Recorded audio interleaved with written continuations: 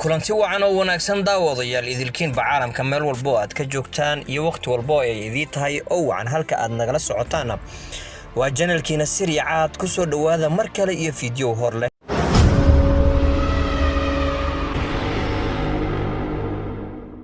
waad ku maasan tahay la joogaaga ee fadlan haddii aad channelka ku cusub tahay oo ay tahay markii kugu horeysay aadna soo booqato channelka subscribe saar kambalelkana furo si aad mar walba u hesho muuqaaladii ugu dambeeyay oo aan soo gelinaa haddii aad horay noola joogtay oo aad ka mid ahayd bahweynta Siriya Caadna waad ku maasan tahay la joogaaga maanta waxaan idin hayaa run ahaantii mowduuc xiisihiisa iyo xamaasadiisa intaba wata waxa suurtagal ah in aad fikirkeyga ka heli weydo ama sida ay ila tahay ama sida aan wax u dhigayo kunjarayaan ka raali gelinaya balse waxaan kula wadaagi doonaa waxa dhabta ah ee meesha jiro sidaan ka warhayno heestii bilan ee dhaxyar idageysa markii ay soo baxday kadib waxa soo baxay hadal hayn ah in Mursal Muuse iyo Xamdi Bilan ay wax ka dhaxeeyaan markii ay taasi soo baxday kadibna waxa dhacday in ay miiska soo saarnayd ama ay soo bixi rabtay hees ay wadaagayeen ama ay talantaali u qaadayeen Mursal Muuse iyo Xamdi Bilan heestaasi ayaana waxay keentay dood aad u far badan sida ay dadka sheegayeen ama sida dadka qaar ay u dhigeen in ay ka hinaastay ama ay diiday ama ay social media maadaama ay qabsatay ay si toos ah uga hortimid Hodan Cabdiraxmaan oo aad wada taqaanaan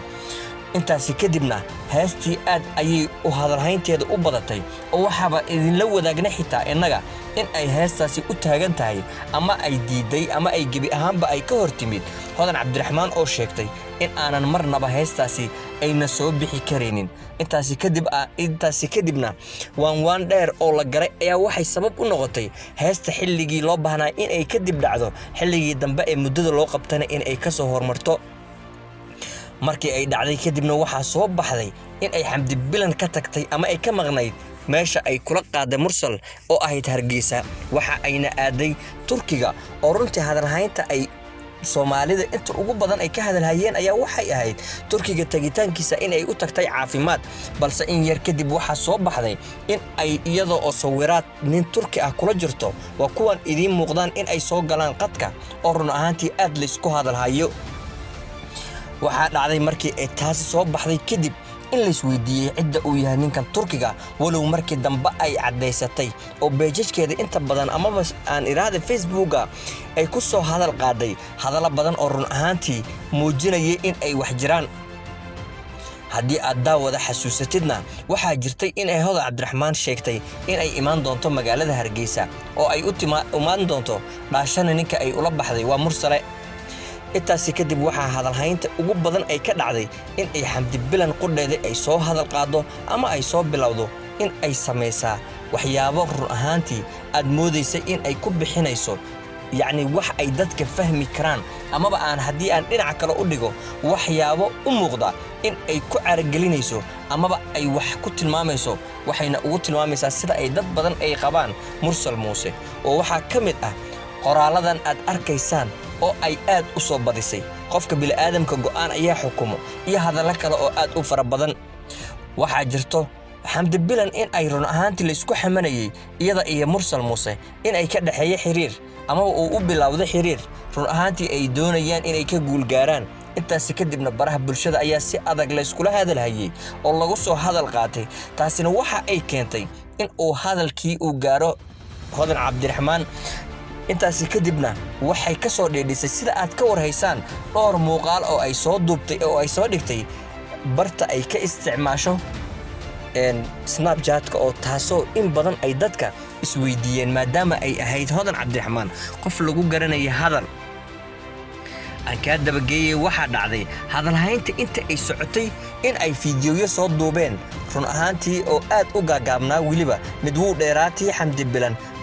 maynan cadeyn oo may cadeynin iyada in aysan mursal wax xiriir ah oo kala dhaxeeya uusan jirin waxa ayna ku gaabsatay cid allaaliya cidda ay jeclaato ama cidda dooqeeda noqota ama cidda ay doontaa in aysan inala wadaagi doonin maadaama ay hadalhayntan taagnaydna ma yahayn jawaab run ahaantii laga sugayay oo waxa laga sugayay jawaab ka waafisan midda oo ay ku cadeynaysa in uusan wax xiriir jirin intaas kadibna waxa bilowday in ay dadka qaar mugdiyo geliyaan amaba ay yiraahdaan Xamdi Bilan waxa ay sidaas ugu soo hadashay in ay jeclaysan in ay ka hor imaado mursal intaas kadibna wuxuu mursal isna afkiisa ka qirtay in ay Xamdi Bilan tahay gabadha walaashii waxayna dadka leeyihiin waa meesha la isaga soo dhacay ama meesha uu xiriirkooda bilowga ahaa ama ugubka ahaa oo ku baaba'ay sida ay dadka qaar ay qabaan haddaba adigu daawade ma aaminsan tahay in uu xiriirkaasi ahaa mid jiro mise waxaad aaminsan tahay in uu ahaa mid laga badbaadiyay oo aanan wax xiriiraba ay soo u dhaxeenin labada fanaan oo ay kulmiyeen oo kaliya in ay hees iyo jiliin ku wadaagaan haddii aad sa aaminsan tahay in ay ahayd waxooda jiliin maxaa keenay iyadoo fanaanad weyn ah sida aan ka warhayno fanaaniinta inta ugu badan fanaaniinta waaweyn ayaan sheegayaa inta ugu badan ma dhacday in ay hees jiliinkeeda ku kulmaan waxayna inta badan fanaaniinta qaar ama rag ha noqdaan ama dumar ha noqdaan soo kaxaystaan dad aanan social media caan ka ahayn oo ay la sameeyaan fiidiyoyada ay ka sameynayaan heesaha ay qaadayaan maxay tahay marka sababta kaliftay in ay fiidiyo la duubto ama ay heesta fiidiyo kula duubto Xamdi Bilan Mursal Muuse oo aad taqaanaan iyadoo waliba xitaa ay hees soo wada wadeen hees ayaa u soo socotay ama hees ayay ku balansanayeen waana tan ay meeshan u timid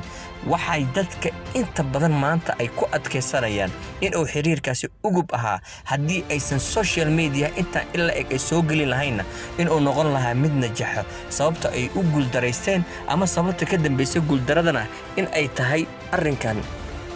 si kastaba ha ahaatee waxaa jirto intaasoo dhan waxaa sii beyniyay ama waxaa hawada mariyay markii ay hawada soo gashay ninkan Turkiga ah oo run ahaantii aad ay Soomaali badan ay ula yaabeen walow dadka qaar ay sheegayeen xitaa marka ugu horeysa in uu yahay qof iska caadi ah oo aanan waxba ka ogeyn arrinkani sawiradana ay kulmiyeen laakiin waxa been tiri oo taa beenisay markii ay soo dhigtay qoraaladani dad badan ka careysiiyay qoraaladuna waxay ahaayeen kuwo isdaba joog ah oo ku cadeynayso in ay mowqifkeedii iyo go'aankeeda cid ay uga daba fariisanaysa aysan jirin hadalladaasina inta badan dadka waxa ay u qaadeen in ay ula jeeda ama ay wax ugu tilmaamayso Mursal Muuse Xamdi Bilan waa fanaanad run ahaantii saaxada fanka aanan in badan aanan ku cusbayn laakiin hadalhaynteeda ugu weyn waxa ay soo bilaawatay markii ay heesta cusub ay la soo qaaday ama ay jiliinka ku lahayd ay la wadaagtay Mursal Muuse